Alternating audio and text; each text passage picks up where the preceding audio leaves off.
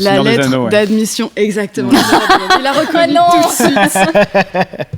La lettre d'admission à Poudlard qui a été faite par le studio Minalima. Ils ont fait tout le travail autour d'Harry Potter, donc c'est du sérieux. Donc si on prend cet exemple, on prend une scène de film où quelqu'un reçoit une lettre mystérieuse.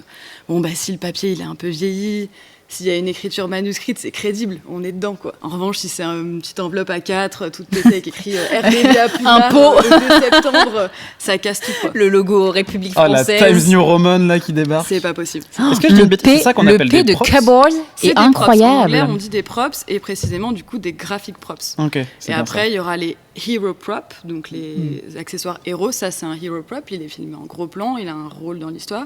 Et après, il y a les back props. C'est vraiment des accessoires de fond qui vont habiller le décor.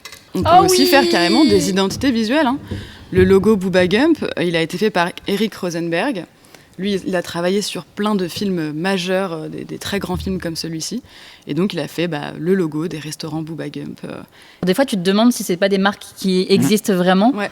Mais, Il est en incroyable, fait, celui-là. la plupart du temps, et d'ailleurs souvent pour des raisons de droit, mais la plupart du temps, on n'a pas le droit de placer de marque, ou alors en général, c'est un placement de produit ou un accord. Ouais. Donc même un livre qui est dans un décor, on va faire un faux truc vite fait, mais on ne peut pas utiliser des objets du quotidien. Donc c'est pour ça que c'est un travail vraiment à part entière.